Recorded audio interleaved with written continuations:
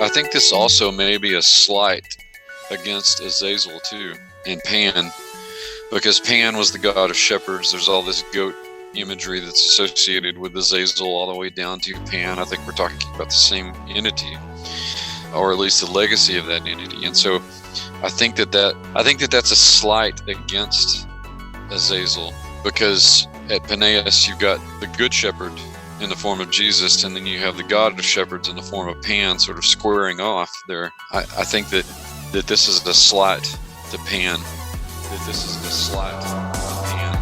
That this is the slight.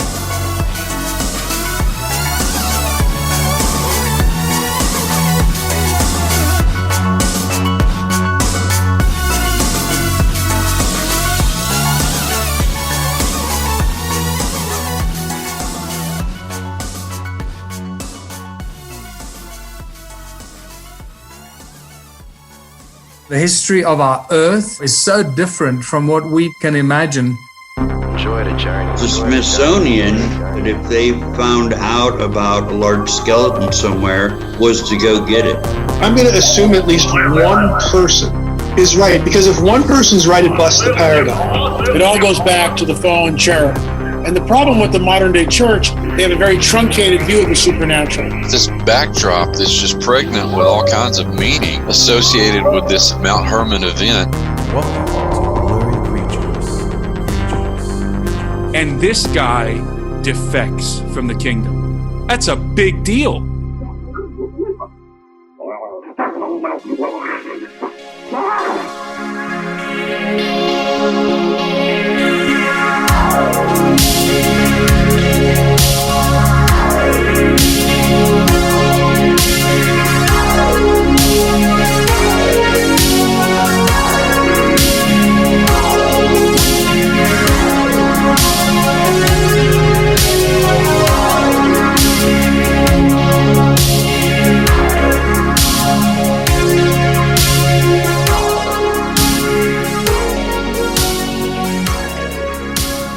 Welcome back to Blurry Creatures. This week we've got Dr. Judd Burton on the show, Luke, and obviously we're 80s inspired. And on this show, the two most returning guests are Tim Alberino and Dr. Judd Burton.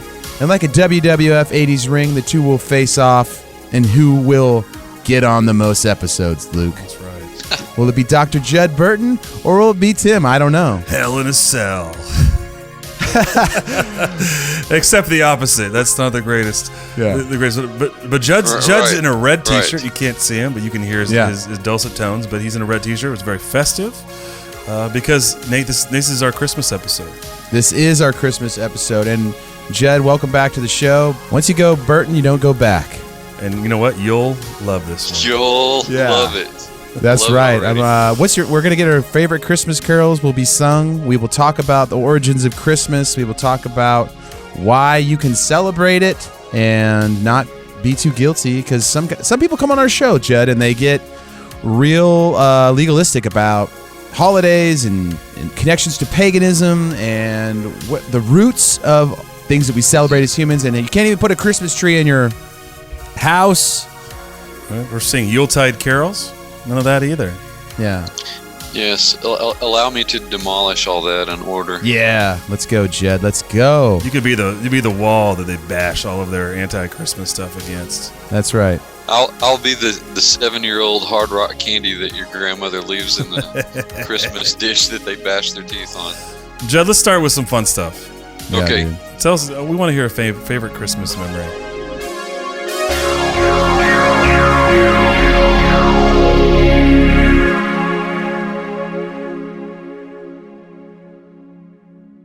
So, Luke, you're wanting a favorite Christmas memory? Is that give us a Judd Burton Christmas memory. So and it's Christmas time. I want on the show we do a lot of digging and truth nuggets and stuff. But it is that time of year, and my wife watches Hallmark Christmas movies, and she doesn't let me watch them with her because I know the plot and everyone is the same plot, but.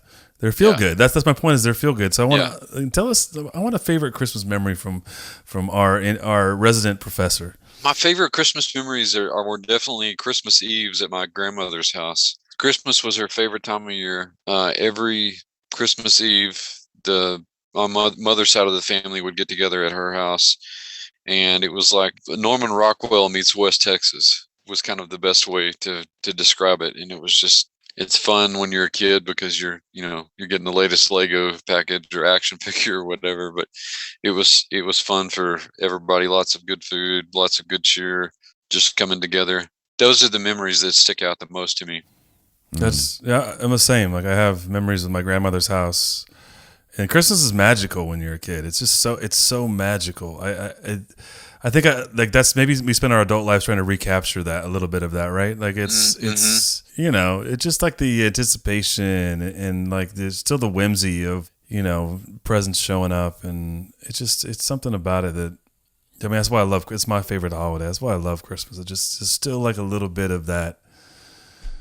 Of that childhood magic, I think. Sure. Anyway, I have much similar, except it was Northern California, but we had tradition. Like it was so steeped in tradition. Like we did certain things, and we had a certain order. We went out on Christmas morning, and we all, all the cousins were there, and we took our, we had the order for unwrapping gifts, and it just was, the cookies out and the milk. It was, I don't know, get nostalgic here. Look at you.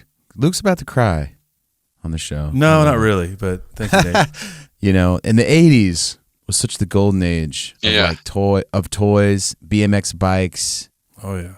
Yeah. Your Huffy bike, dude, the mountain bike. Huffy. You were looking for a mongoose, and you got the Huffy. I got the Huffy. What I mean? I wanted the Huffy. I got the white heat. I remember it. It was the white heat. And the latest Transformers. Yes. And Judd brings the white heat. Every episode we do. He does. Just white hot. But Judd, before we started this, we were talking. Of course, this is the show where we love memes. We were talking about a meme that you posted of Saint Nick, and I loved it. I was telling this before that I read it out loud to Nate on the phone, like I'm an old man, like a really old man. Like there's another meme I love where the guys, it's not even a meme, it's a post of a guy saying that he showed memes to his grandpa, and so his grandpa printed them all out to show his friends. But I felt like that's what I was doing with Nate, because he had this meme, it's Saint Nick, and it said, I came here to pass out presents and punch priests, and I'm all out of presents, which of course is an amazing homage to They Live, which is a 80s B movie with Roddy Piper, and so I'm instantly hooked. But I don't know the story behind this, so I laughed, but I laugh like when you see these internet jokes you don't necessarily get, but you get. I was kind of in that weird space because I don't know the story. Right.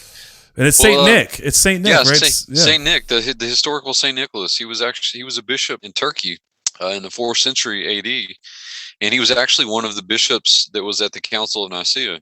We do have record of his attendance there. And one of the main reasons that Nicaea was called in the first place was to address something called the Arian heresy, which took its name from a reprobate priest in Egypt named Arius, who called into question the substance of Jesus. And that was another thing. The whole homoousios issue was at the center of the debates at Nicaea.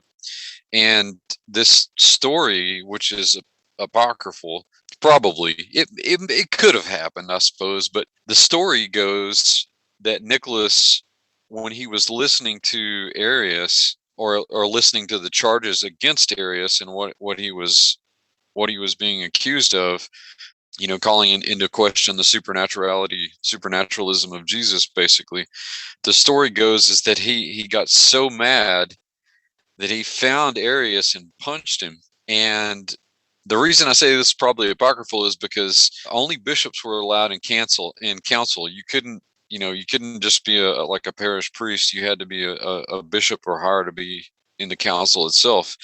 But I always leave a little outlet valve, because it could be possible. Maybe Nicholas found him in the hallway and socked him really good. Yeah. And so that's the origin of that meme. That's the story behind the meme. So old Saint Nick was maybe not so jolly that day that he was punching priests. He was far less holly and jolly than his thought that day. Yeah. So our WWF intro was perfect for this. It really was. Yeah, absolutely. I mean, Saint Nick. It was the pugilism before orthodoxism or something to that nature. Sorry, I'm not Don King. I can't roll this stuff. You got hair touching heaven, baby. Yeah. Are there any creatures associated with Christmas, though, before we get too down these trails? Reindeer. Yeah, that's right. We're The off the cuff this week, right? We're just going the for animals that were present at the birth of Christ. Those kinds of creatures. I guess they count. They do count. So Jeb, we have briefly talked about Christmas. A good friend of the show, sadly passed away this year. Rob Skibo came on, and he talked a bit about holidays, and so we talked about the birth of Christ and how it probably wasn't in December. So I think what I wanted to talk about a little bit were the origins of Christmas, and possibly when we presuppose that Jesus was actually born, but then why it is where it is. And then I know when we had talked before, it was about some of the Yule stuff. So we'd love to start from the beginning, and and tell us about, drop some knowledge on us and Blurry Creatures here about Christmas as we are in that time of year, and why it is where it is, and what was there before, and like we talked about before, why we can confidently celebrate in spite of it maybe not being the actual birth of our Savior that time of the year. Well, yeah, sure. Just as a little historical background, we have outside context for the birth of Christ. We're in the nativity story. We're given, whether you're looking at the second chapter of Luke or the first couple of chapters of Matthew, we're given a Roman backdrop. We know that this happened. We know that Augustus took an empire-wide census. And so the Bible gets a little more specific with the census of a regional governor named Quirinius, who we also know was a real person, and began this census, as the first century BC was beginning to roll down. And we know he took that post around 6 BC. So we're starting to get a sort of early end for potential dates for the birth of Jesus, the year date. But we also know that it had to take place in the context of one of Rome's vassal kings, namely Herod the Great, who we also have an abundant amount of records for, and we've talked about on this show before, as a matter of fact, because he had the Augusteum at Paneas commissioned. And we know now that Herod dies probably 3 BC, 2 BC, somewhere around there. So you've got your window there now for the birth of Christ, because there are a sequence of events that have to take place. Quirinius has to be the governor there. The Augustinian census has to take place. Herod the Great has to be the king in Judea at the time. You've got to allow for other events in the nativity story, like the slaughter of the innocents, and then the couple of years later, the arrival of the Magi, these scholars from the East who come because of some sort of celestial sign that had both natural and supernatural draw for them. But in terms of the actual year that Jesus is born, this has been a hotly debated topic as well, and a lot of scholars have come to rest on or I should say that most scholars come to rest on the date of 3 BC, because it wiggles into this quite nicely just before the death of King Herod, gives enough time for the events of the nativity to sort of play out. So I'm comfortable myself with a 4 to 3 BC date. And although we celebrate Christmas now on December the 25th, the date that Jesus was born, we're probably looking at a fall date, and people have even got more specific about this because of certain astronomical data in some places in the Bible, not the least of which is the Book of Revelation, which I'm just starting to kind of touch on, and I'll probably do a follow-up book to this one at some point. Suffice to say, taking all that into account, the consensus, or at least a significant portion of scholars, believe that Jesus was born in September, and some are even more specific than that, and say that he was born on September the 11th, which is interesting in and of itself because of the events that have transpired in our own history in this nation. The dates for a winter date were initially calculated factoring in a kind of spring Easter period conception. and this is before all of the Council of Nicaea stuff, all of the, Constantine, designating this as the time when Christendom would celebrate the birth of Christ. This is long before that. And, as early as the 2nd century AD, you got people like Hippolytus of Rome, one of the bishops, who was writing about that this was this winter festival was the time when the Nativity was celebrated. And so it had become, taking into account that the September 11th date is probably the accurate one, it had become a kind of cultural decision, even before, all the Sol Invictus, the relationships that people make with Sol Invictus and the Saturnalia and all that. It had become a kind of cultural thing on the part of the church, the early church, to celebrate it at that time. It was just one of those traditions that gained traction. So yeah, because one of the things that you hear is that it has to do with the winter solstice, and that there was Roman and pagan holidays that occurred, specifically on that date, that when Roman Empire went Christian, that was decreed that they would celebrate the birth of Christ. And what pagan holidays were there before? Before it was it Constantine? There were so many. I'll say this. I'll preface my statements with this about, because I inevitably have to talk with these people. They'll post on threads, about any Christmas thing that I make, and they have to remind me of how pagan Christmas is, and how, you're secretly worshiping Tammuz or Nimrod or Osiris or Mithras or any of these other deities that were born on a winter solstice. Part of God's plan has been redemption, not just the redemption of humanity, but the reclamation of creation itself, and that includes sacred space and sacred time. God created both of those things, space and time. So if by celebrating the birth of Christ, which we should do every day, celebrating in our hearts the birth of Christ, the life of Christ, the death of Christ, the resurrection of Christ, and we culturally, and I'm talking about largely the West, if we culturally make the decision to do that in the winter, and these pagans, whether they were Romans or Greeks or Germans or Celts or whatever, or had these festivals in the winter, they gave homage to their gods. That should be really kind of incidental. It doesn't mean that you're unconsciously worshiping these pagan deities by celebrating, because most of Christendom will say that they celebrate Christmas as they're celebrating the Nativity, the birth of Christ, the ultimate answered prayer. They're not, and we'll get into some of the symbology and trappings and stuff of that. I've actually made some videos on that, believe it or not. But yeah, people seem to get real divisive about those issues. But there were a number of things that took place. The winter solstice was a major festival for many, many cultures. The solstices and the equinoxes tended to be, because they represented these transitions in sacred time on their calendar.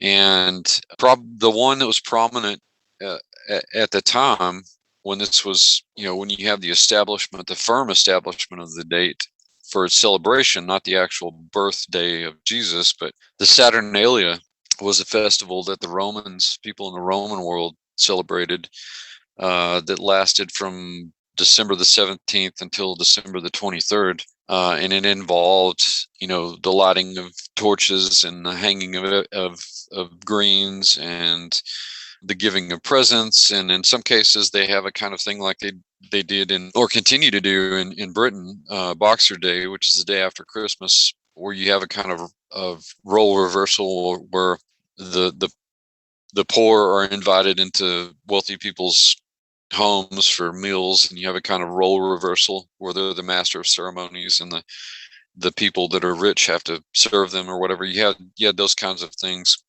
taking place where slaves were attended to by their masters. That's the big one in the Roman world. Of course, the Sol Invictus cult celebrated the birth of the sun, S-U-N, on December the 21st. Well, and so people have looked at this as a kind of conflation, that Constantine chose this date because he was a one-time devotee of the Sol Invictus, or the Mithras cult. I don't really buy that myself. I'm not painting Constantine as a saint, but I'm not also going to call into question necessarily his salvation, and some of the decisions that he made might have called that into question. Some people say that the adoption of Christianity was just a political move to unify a breaking empire. That may have been part of the strategy, but how can we know his heart, completely? At any rate, these are some of the festivals at play. The one that's more proximate to us during the winter is one that comes from the Celtic world, and that's the Yule festival, which is celebrated on the winter solstice and gives homage to this transitional period. Lots of the same kinds of things at play here. The celebrating that the days are getting longer, starting at that point because of the dark half of the year. That goes to the whole sun symbology as well, the solar significance of all of it. And the burning of the Yule log was one of the traditions in which they would cut down an evergreen and trim it up and burn it and let it smolder as a kind of offering to the gods as well. And so those are two festivals that are generally brought into the discussion in terms of Christianity, or excuse me, Christmas supposedly being pagan. Judd, I find it fascinating though, like from a historical account and relevance of this date to serve a God who's in the business of redemption, who redeemed a time that was set aside for the birth of the sun, S-U-N, and we have the birth of the sun, S-O-N. Mm-hmm. And then you have this winter solstice, this beginning of renewal, all these different things. It's like, in some ways, it feels like God taking that back, being like, It should. And, I'm still kind of out to lunch on this, but let's just say for the sake of argument that Jesus was born December the 25th. Okay. Right. Jesus still represents everything that these other solar deities couldn't accomplish in real space and time. They were all facsimiles. They were failed attempts of these entities trying to put a smear on this time of the year. Dionysus, Tammuz, Mithras, Odin, and none of these deities did in real space and time what Jesus did, which we can historically verify. So let's, even if Jesus was born on December the 25th, all the better, because that time and space belonged to God to begin with. So what are people at their core worried about that are saying it's pagan? Well, that you're by putting up a Christmas tree or telling stories about Santa Claus or whatever, that you're somehow participating in pagan ritual in a kind of cognitive dissonance sort of a way. A lot of this stems from, again, I've mentioned the Babylonian stuff, the Tammuz, but a lot of it, quite comically, in my opinion, stems from the conflation of, let's just call them bah humbuggers, the conflation of Santa Claus with Nimrod, which is always interesting to me. And I've made a video about this very thing and why I'm not saying that Nimrod was a good guy, definitely an evil, nefarious character, but to conflate him with Santa Claus and say that, by acknowledging Santa Claus in whatever way, that you're worshiping some sort of pagan god, you're worshiping Nimrod or whatever, doesn't make a whole lot of sense, because you can't really make that conflation stick historically. And sadly, a lot of our bah humbuggers, I'm gonna have to trademark that or something. A lot of our bah humbuggers don't go any farther than a really horrible work of research called the Two Babylons by a guy named Alexander Hyssop. And Hyssop brings up one of the more popular sketches or bas reliefs of the Mesopotamian Apkallu that were found at the site of the city of Kala, which in his day, shortly after Layard found the site, was known as Nimrud. They didn't know that that the historical name was Kala. And so he makes these connections with Nimrod that aren't even really there. So getting back to this Apkallu, which if listeners will remember, these are the Watchers. This is the Mesopotamian designation for the Watchers. And there is a particular Apkallu many listeners may have seen, you guys may have seen it too, who is shown with a long beard, wearing a long tunic and kilt, is carrying a deer, a buck, under his right arm, and is holding a piece of foliage in his left hand. And this image has been compared by this group, and they conclude that it's the same personage as Santa Claus, and that this particular Apkallu was Nimrod. Well, Nimrod could not have been an Apkallu, number one, because the Apkallu were angelic, or Watcher class angels. Yeah, they're Watcher class angels. Yeah. Okay, so that's strike number one, right? They usually point to the general imagery, the long beard and the cap and all of that as being, well, 6 of one, half a dozen of the other. You can't. It's kind of hard to make that stick too.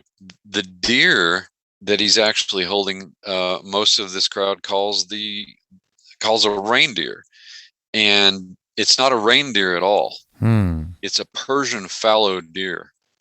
Reindeer don't look like that. This looks like the stylized reindeer from the Rankin Bass, Rudolph the Red-Nosed Reindeer that came out in the 1960s. That's not what reindeer look like. Reindeer have this, they're caribou looking. Okay? Right. Like the Williams and Sonoma deer that they pass as reindeer, right? Yeah. Something to that effect. And then the piece of foliage is said to be part of an evergreen. Well, this is actually a palm frond. It's not a Christmas tree that this guy's holding. And so all of these comparisons are just sort of dead on arrival because they don't make any historical sense. They're just completely taken out of context. And it amuses me and equally annoys me that this rationale, this comparison, is just recycled all over the internet, and people just gobble it up like it's the gospel truth. So Santa, guys, you heard it here. Santa Claus is not Nimrod. Nimrod is not Santa Claus. That's right. So we're put that one to bed. It's a Nimrod of a position to hold. Right. Well, he did. I mean, you could take the North Pole. He built this tall. Nah, it's too much of a stretch. Right. Hey, just to stay in our fences, Luke, there are some Christmas creatures, by the way. There are some Christmas creatures. Yeah, the gorilla. You heard of the gorilla? Anyone out there? No. It's a giant troll who leaves her cave dwellings to kidnap children and feast on them who haven't obeyed their parents. This sounds like the variant of Krampus. Krampus, yeah. And the Krampus is like a half demon, half goat character, right? Yeah. It's like the anti-Santa. Yeah, it sounds like Bigfoot coming to steal your children too. He's anti-Claus. Yeah, there's the bad Santa. He's bad Santa before Billy Bob was bad Santa. Yeah, this is the worst Santa. This is the worst. Judd, so a little more on Yule. We talk about, it's in carols, right? Yuletide carols being sung by a choir. Folks dressed up like Eskimos. Yeah, everybody knows. A turkey and some mistletoe. Dude, we could do this. Let's hit the road, Judd. We got this. We should, man. But is that you touched on it, it's the Celtic solstice thing, and I think it's interesting too when we talk about the Celts, right? Because this show we have talked about Stonehenge and the megaliths, and Stonehenge in particular is designed where it aligns with this winter solstice, among other things, and celestial things. But we have this Yule thing that's still kind of carried through somehow, and I guess maybe you did touch on it, so this could be redundant, but how does that continue? That tradition continue in what we see in the celebration of Christmas? Because I don't think a lot of us have Yule logs per se, but is it the Christmas tree that then sort of exists in that space? Is that where that comes from? Well, the Christmas tree, the Tannenbaum, was a German importation.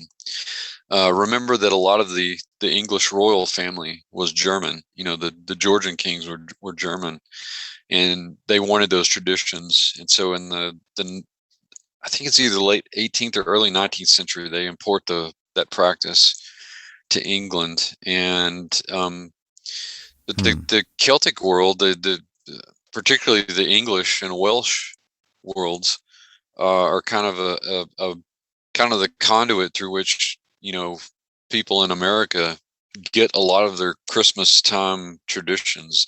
And I'm just speaking culturally and historically here, not theologically. The hanging of wreaths and the Christmas tree via the Tannenbaum, the German Christmas tree. But the singing of carols is not necessarily specific to England. This is old.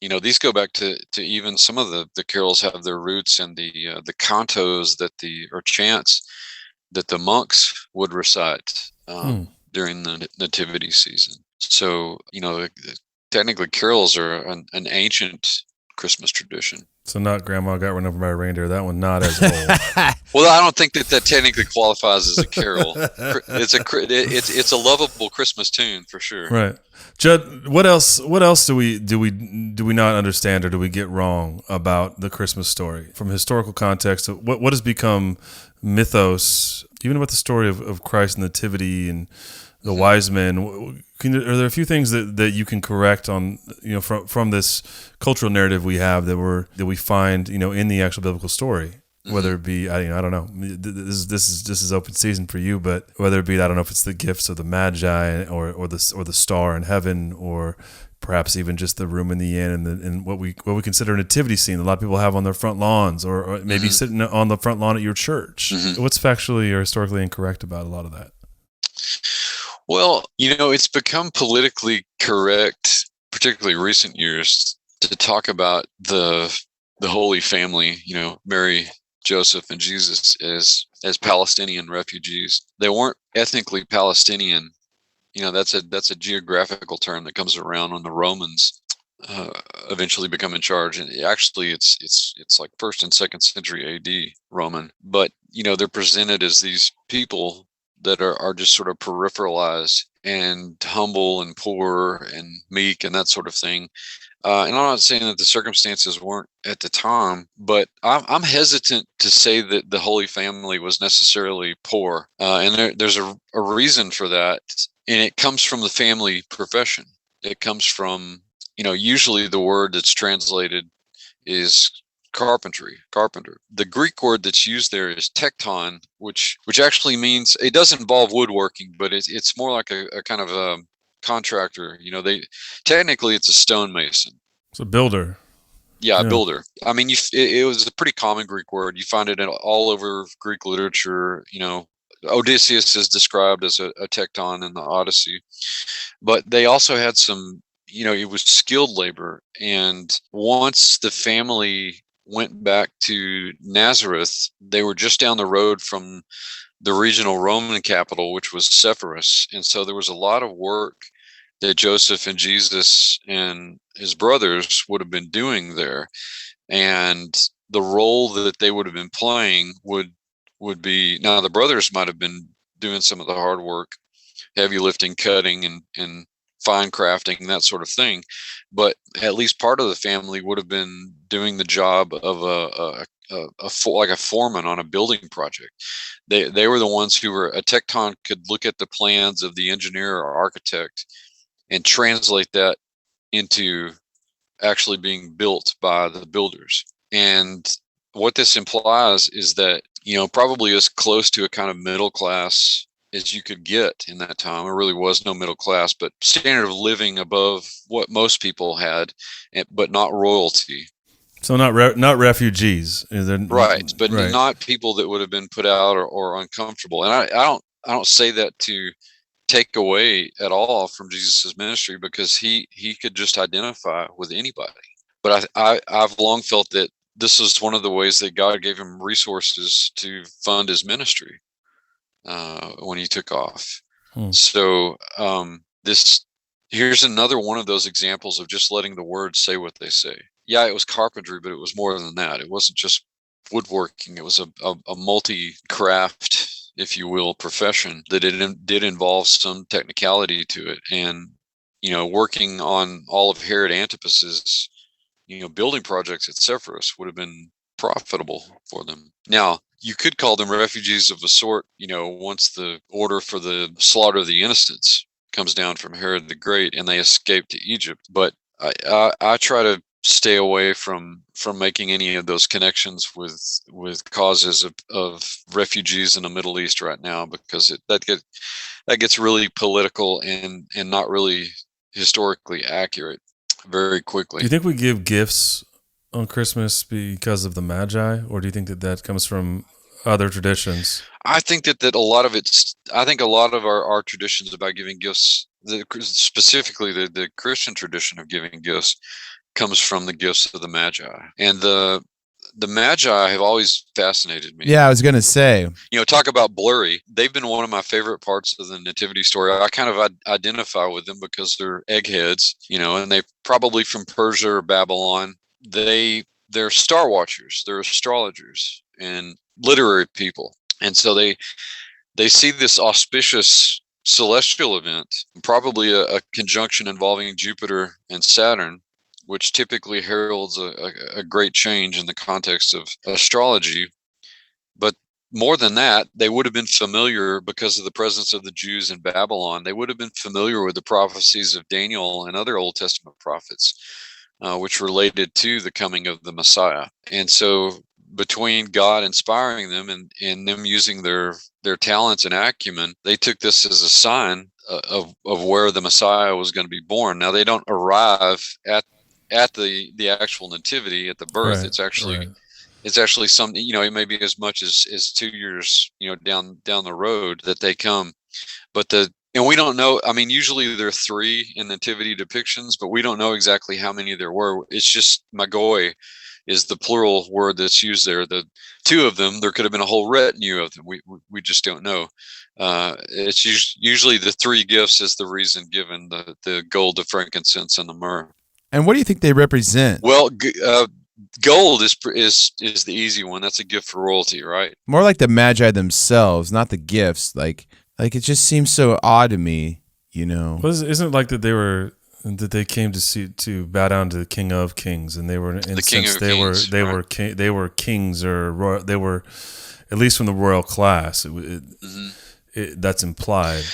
Well, and I think that they're a window into the birth of Jesus was not just to redeem Hebrews. There are all kinds of traditions about the ethnicities that were represented in the 3 wise men, that they were from Babylon and Persia and maybe India, as far away as India. But I think that that's a key thing to take away from that component of the nativity story, is that you did have the lowest of the low, the shepherds attending there, but you had these scholar kings from the East who represented different ethnicities coming to pay homage to the King of Kings as well, and illustrate that salvation was for everybody, that Jesus came into the world for everybody of every color, every creed. Kind of reminds me of so many stories of, like, the centurion, and you have all these stories of these Gentiles that are not a part of the faith being sort of singled out in the story. And the wise men would be probably of pagan roots, right? They would be... Well, I think about like the mystery schools of Babylon more so when they hear wise. Like they had this like hidden knowledge. Yeah. That's what we're talking about. Remember the influence that Mesopotamia had on the rest of not just the ancient Near East, but the Greek and Roman worlds. The Greeks and the Romans both looked to Babylonian astrology. They called them the Chaldean numbers as a source for their own astrology. And so there's a great, it is all tied up in the mystery traditions of the East. It's tied up in their particular brand of astrology. But you also have to remember that, as I said, you're living in a Babylonian captivity Mesopotamia. So these people had access to all of the literature that the Jews had brought with them, and that included. That's why they're reading this stuff while they're watching the stars, and so the prophecies of the Messiah. Reading Daniel and the other prophets and these stories about the coming Messiah, right, and all the things that he was going to do. And so I think that God was working on them, calling them. Judd, tell us, go back to the gifts, because I like what you wrote in your book about these gifts, because I think that they're something I hadn't thought about, like the symbolism and sort of the meanings that people have ascertained or to these gifts. Like I said, the gold is probably the easiest one as a gift for royalty, as a gift for kings. The other two speak, I guess, kind of hygiene and health concerns. Myrrh can be used as an ointment, and frankincense has you can not only burn the resin, and it purifies the air, makes it smell better, but you can also ingest it, and it's a digestive aid. It helps with upset stomach. These all in some way come back full circle because of they foreshadow the coming events in Jesus' life and their culmination in the crucifixion and resurrection. That he is the King of Kings, that his body was anointed with myrrhs and aloes, and that likely, frankincense was burned as part of the, to purify the air or whatever around the body. So these gifts sort of come full circle from the birth to the death, and then represented in the resurrection as well. And so they have these multiple layers of significance to them. Yeah, I like what you put in the book about the early church father who said the gold as to a king, myrrh as to one who was mortal, and incense as to a god. It has this, then you also have this spiritual significance of gold as symbol of kingship, as you said, frankincense one of deity, and myrrh, it was an embalming, was as of death, like you were talking about it, which I think is fascinating because it's very intentional, but then also to have that not from a Jew, I think, is also significant in the fact that these wise men understood not only that this was the King of Kings and they needed to come and come, let's adore him, like they wanted to come and bring their gifts to the King of Kings, but also understanding that because of the celestial signs, that this was the one, and this was also to be his. Whether they intentionally knew that or not, or there was some sort of divinity, I don't know, but it seems too coincidental to think that these things weren't prophetic, at least in some nature, for the Messiah. Well, I like that, Luke. Like, I'm thinking about it, Luke. I've taken frankincense. It's actually got a lot of healing properties. It's a very powerful substance of healing. And you think about it, if we really go back to what I was saying earlier, like the death in the myrrh, the healing through the frankincense, and then the restoration back to the family, the father, and the royalty through the gold, you could really see the symbolism between all three of those things. Right? It's kind of crazy. I mean, it's not a stretch to make all those things fit into a nice little Christmas jigsaw puzzle. Yeah. Hey, and what about the Star over Bethlehem? What is it? Clearly they can see it. Well, it's, there have been people who have speculated about it for years. Again, I think the most recent consensus is that it was a conjunction involving Saturn and Jupiter, and I want to say Venus, but people from Isaac Newton to Johann Kepler speculated that it could have been a conjunction, it could have been a supernova, or some sort of orb that was falling, some sort of asteroid or something like that. To me, the conjunction seems to be the best fit, particularly because of all the Jupiter and Saturn conjunction would have been significant, and the Magi would have known that this heralded, because in Babylonian astrology, Jupiter was called Nibiru. Now, most of the Sitchin crowd will say that Nibiru is planet X, and this was this rogue planet that makes its way through the solar system, dropping off the Anunnaki, blah blah blah. But that's not what Nibiru means at all. If you look at it in the Mesopotamian context, it always means, it's always referred to as Marduk's star, and Marduk was the Zeus, Jupiter, basically, and Marduk's star was the planet Jupiter, and so the conjunction of the king star with this time star, Kronos, and I think Venus was part of this conjunction too, if I'm not mistaken, representative of the birth of this king, taken with what they had been studying in the prophets, all sort of came together for them. But as I say, the best case scenario is probably this conjunction, and not something like a supernova or a meteorite. I love that though, but I really do love that. Like the king, and then the time, and then the birth. Right? It's like these are these things represented in there, and the alignment or the convergence of these things would have, the heavens would have spoken. Which I think, and then you look at Scripture, and it's like even the rocks cry out, the heavens speak to His glory.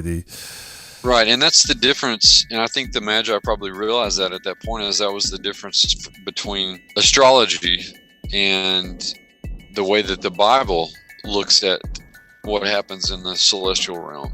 You know, in astrology, man is trying to discern his future through the alignment and motion of the planets and celestial bodies. From a biblical perspective, those same events herald God's plan. Herald God's plan. Herald God's plan.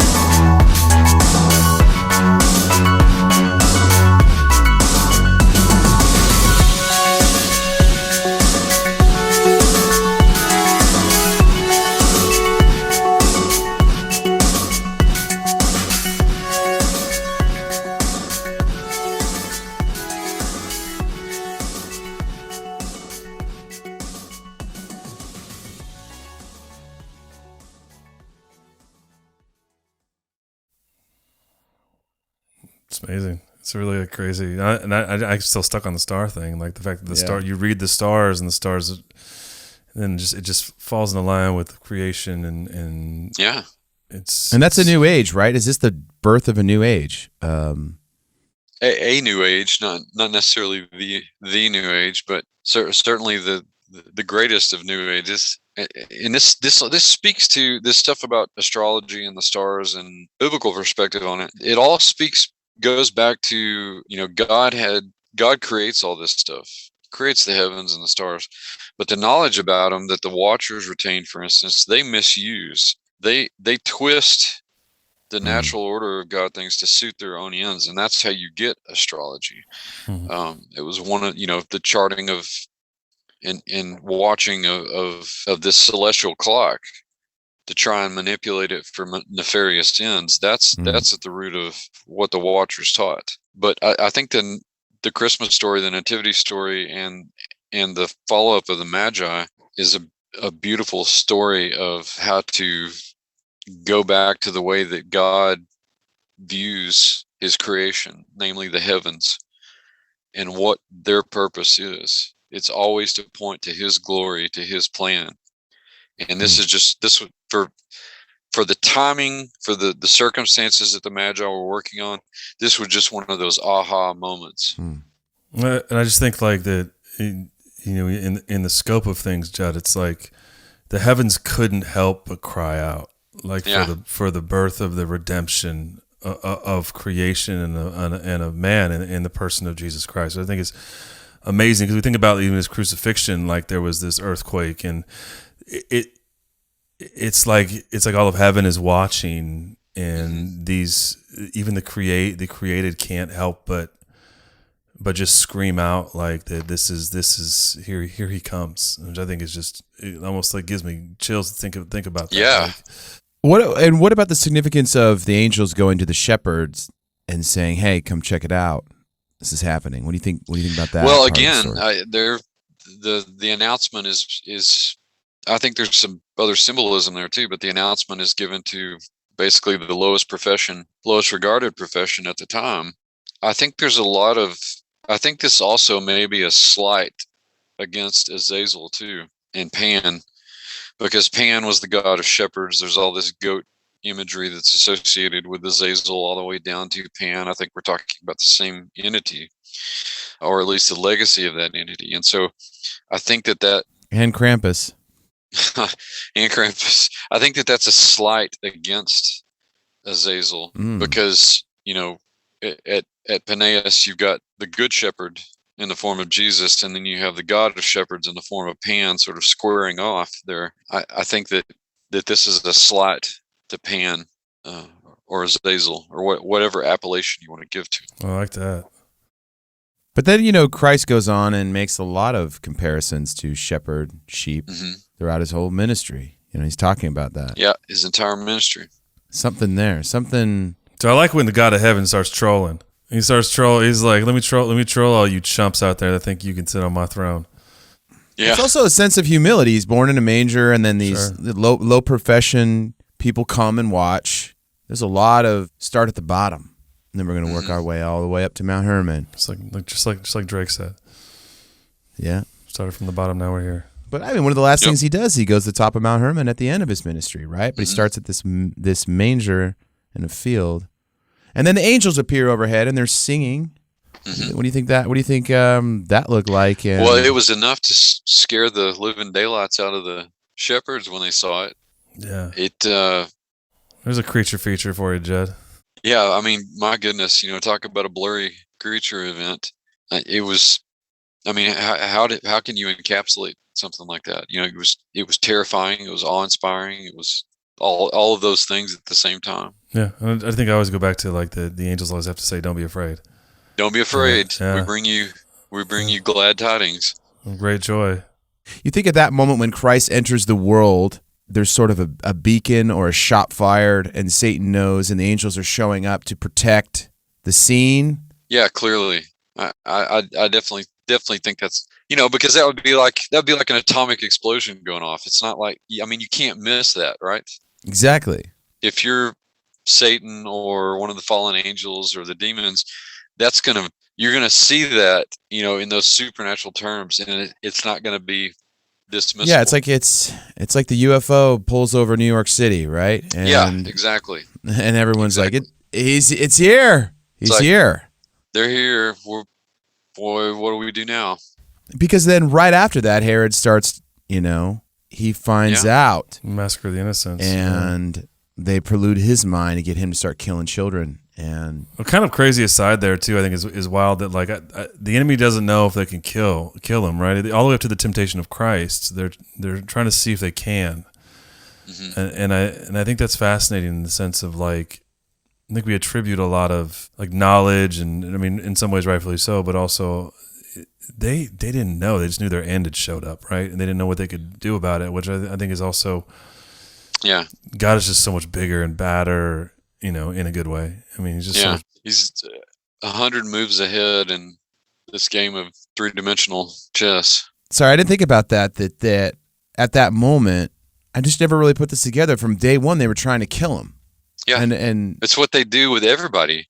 I remember Derek Gilbert was speaking at one of our Sons of God conferences a few years ago, and the first thing out of his mouth, it's like this stuff, but when you hear somebody articulate it, sometimes it just snaps together, and he's like, the devil wants to kill you and everybody that you love.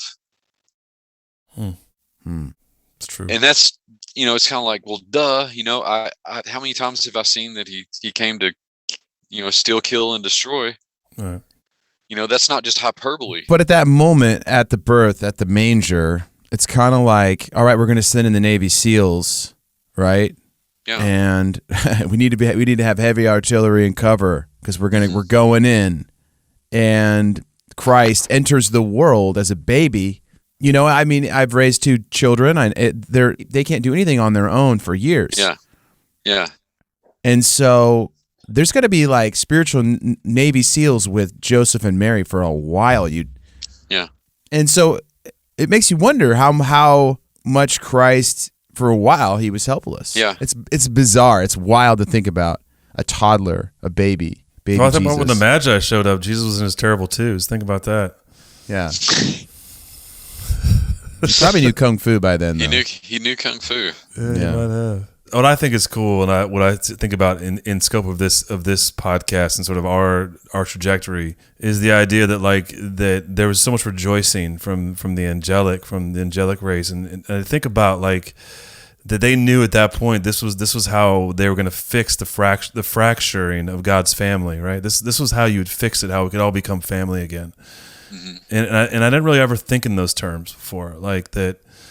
The elder race, as Tim says, the angelic race and the human race we're all the family of God, and I can imagine the joy not only in knowing that this was the salvation of the human race, of the little brother per se to the angelic race, but also that the redemption and the the prodigal, almost the bringing back together of God's family was beginning. And the prophecies fulfilled. And there was just so much joy. I mean, just so much joy, though, I imagine, in that, knowing that this is the beginning of the redemption of becoming a family again.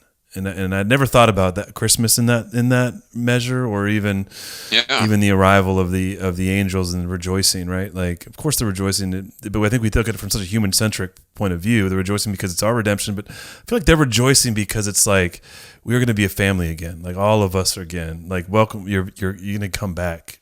Yeah. And I think maybe it's the whole great tidings of great joy and hope, right? Yeah. And this time the season is about hope and joy, and it's the preparing of our heavenly family, of the family of God. Yeah, all of those things are at play. Yeah. I like that. I like that feeling, that magical feeling of Christmas. And perhaps in our minds and our hearts, when you see the nativity scene, you're going back to that moment of man, this is the moment the Savior enters the world. Right. And that's why I have such a hard time. You know, God bless them, but the bah humbuggers, as we've labeled them, that's why I have such a hard time with them. I mean, you want to go back to just strict legalism and not replace it with restoration, with redemption.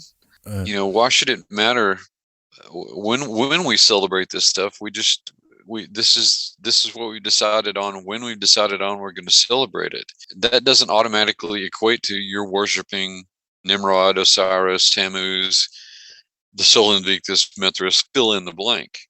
It like I said, it's both equally amusing and equally irritating. And it always makes me think about, you know, in Ephesians chapter 5, where Paul, he's basically asking, why would you go back under circumcision? You know, talking about going back under the law as a Christian, because that was one of the debates in his days, you know, that the Judaizers came at him with is look, in order for people to actually become Christian, you have to be culturally Jewish first. You have to, you know, go through all the chop kosher dietary laws, circumcision, you know, all of this stuff. And Paul says, why would you do that? It's like putting yourself back under that is dangerous in a lot of ways. And I'm trying to remember the way he words it, but he's talking about a kind of imperilment of your soul by going back to that. I'm not saying that that's what our bah humbuggers are doing, but by drawing these, they are doing bad history.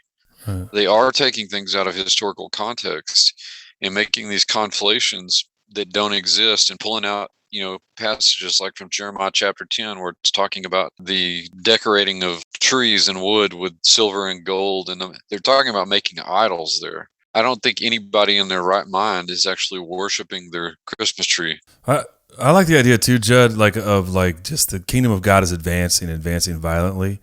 And yes. From a militant standpoint, be like, we're taking it back. It's warfare. Let's take it back. Exactly. Take it back. Take back this territory that's ours. Let's take it back. That's right. Well, I mean, it reminds me of our previous episode. We just talked about, you know, Mount Hermon being this symbolism. This is where creation was defiled, then Jesus goes back on the Transfiguration, takes it back. Right? The original, the OG. And you posted a meme about that, like another Christmas meme. Christmas trees are pagan. He's like, well, I invented the Christmas tree. Where Jesus calls dibs. I invented evergreens. Yeah. Yeah. But it reminded me of what you said earlier, Judd, that what these people are trying to do is corrupt something that already exists, sort of manipulate it, twist. But if we go back to the beginning, like go back to our hearts, what are we really trying to celebrate here? It's the birth of Christ. They're the ones trying to corrupt that celebration. I don't know, you could correct me if I'm wrong. Christmas sprung up around this pagan holiday, and then we hijacked their holiday. We just took it. To me, that's giving ground to the devil. He doesn't deserve that, because all of space and time belonged to God before it belonged to anybody, because he made it. You know, his maker's mark is all over it. And so like Luke pointed out, you know, from a strategic, you know, spiritual warfare standpoint, take it back. And we're taking it back, Judd. All the way back. We're taking it back. But this has been fantastic. I know we've taken up quite a bit of your time, Judd. Happy to give it. Merry Christmas. Merry Christmas. Thank you for being a part of this crazy journey we're on. In a time of we've already passed the Thanksgiving time of giving thanks, but in a time of reflection this season and what we're grateful for you and for your friendship and for your time and what you've added to Nate and I's journey here. To the presents you've given us, and that's a double entendre. Hey, right. We like puns here, Judd. I understand it's the lowest form of humor. Well, that fits about right. I almost made a joke earlier about you that the angels came to the lowest job at that point, and I was about to say, well, they didn't have podcasters back then, so maybe we would have had the the podcasters broadcasting in the field by night. They were making memes, and the angel appeared and said, "Get off that, get off that, and get up." Yeah, that's right. Or other blurry creatures of the season. And here we are. It's full circle. They were out there looking for Bigfoot, right in the middle of the night. Oh man, you'll be proud of us, Judd. We're learning. We're learning from you. All these episodes later, you and Tim Alberino just bashing Luke and I in the face with knowledge and truth. So that's what we're here for. You'll be in our hearts, Judd, this Christmas. As will you all. Well, Merry Christmas, Judd Burton, the doctor, the professor. No. But I will say, and God bless us, everyone. Dude. Tiny Tim Alberino. Yeah. So for those of you out there, you Scrooges that don't believe in Christmas or think it's pagan, did we do a good job? Let us know. And Judd, before this ends, tell us about your book. I bought your book, and it's specifically about Christmas. And yes, it's called 12 Days of Christmas Bible Studies. It's just they're little historical vignettes, little meditations on various elements of the nativity story, and there's some helpful appendices in the back to kind of get a better cultural historical context of what's going on in that time and the nativity story itself. And if people are interested, I like I said, I made a YouTube video on my channel about just breaking apart the whole Santa Claus Nimrod paradigm. I've done some other Christmas videos. I think I've done some St. Nicholas stuff. Last year I read the nativity story from Luke 2 in the original Greek, and so if people want to see what that sounds like, they can go to my YouTube channel and check that out. And class specials this week, all my programs are on sale for $105 a piece, plus you get my 5 originals in ebook format. So you can email me if you want to register. Always taking on new students. Okay. Awesome. Everyone out there listening, buy that book because we promise you'll enjoy it. Nimrod won't bring it to you, so you got to get it on your own. That's right. No. Judd, we love you, man. Thanks so much. Judd. Love you too, guys. Hey, you know what? Love you all too. Hey, this is Merry Christmas. Yeah, Merry Christmas. And I think I was thinking about this, Nate, and I think I want to do this next year sometime, Judd. I would love to for us to purchase like a class or two and then give it away, like as something cool we could do for some of our listeners. Like, I don't know if we'll do a contest or something like that, but I want to do that next year. This doesn't need to be on the actual podcast, but I was thinking about this today because I think it would be really cool to do that, not only to support what you're doing, but also like just to do that as a thing we could bless somebody with. Sure. Maybe I'll take it anyway because I'm fascinated by it, but maybe I'll get my own. Sure. But I think that may be something we want to do. We'll figure it out, and maybe we can do some kind of we could throw in some free ebooks. Yeah, and I think what we could do with it, Judd, and this is what I was thinking about too, is that we should do a little like promotion for it, where we'll give it away, but we can at the same time we can kind of plug what you're doing because you've been so generous to us with being on the show and your time. Sure. And so I think that's something that I know I'd like to do, Nate. Maybe we'll do it. Maybe we'll do it. That's a great idea. We'll do some kind of New Year's idea. thing where we're like, hey, we're gonna new year, new you, get educated. We'll figure it out. But I wanted. We'll keep you posted so we can do a little cross promotion on how to promote what you're doing, and then maybe give somebody an opportunity that maybe wouldn't have the money to do it or whatever. So delighted. That's right. Yeah, buddy. I love it. Maybe we can throw in a little bit of meme school. Meme school. A little education. Nate, Well, you are Dr. Meme. And Nate, he says I am, but I'm not. It's certainly Nathan. No, Luke and I help. We tweak them together. All I do is act. Well, then I'm like Cisco and Ebert. That would make you That would make you the doctor's meme. The doctor's meme. Hey, yes, plural, indeed. And then if we just take that back to the original language, meme as in, in the ancient Aramaic, and we'll get somewhere very interesting. Oh, man. I believe that was a dialect of Aramaic called Aramemic. Oh, there he is. Gosh, dude. Okay, we have to go out on that. That's too good. Head over to BurtonBeyond.com. Support our friend Judd Burton. Dr. Judd Burton. Judd, we'll talk to you soon. Merry Christmas in advance. Yep. Look out for that West Texas goat man. Don't let him show up in Christmas dinner. He may come dressed up as Krampus this year. I don't know. Just gonna give him that big boot. Back to Herman with you. All right, Judd. Thanks, man. All right, Judd. Thanks, brother. We'll see you.